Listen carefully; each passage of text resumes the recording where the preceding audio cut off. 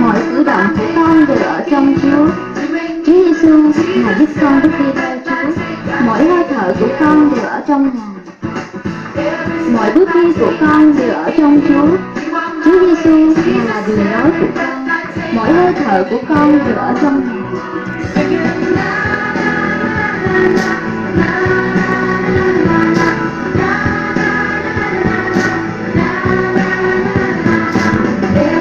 Mọi cử động của con đều ở trong Chúa.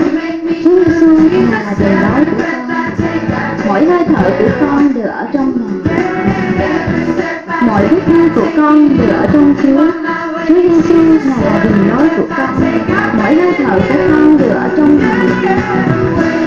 Những đợt sống của sự nhân từ Chúa, những đợt sống ân điển. Bất cứ nơi nào con nhìn, con cũng thấy được gương mặt của Chúa. Tình yêu của Ngài đã bắt phục con. Ôi Chúa của con ơi, làm sao Ngài có thể yêu con được?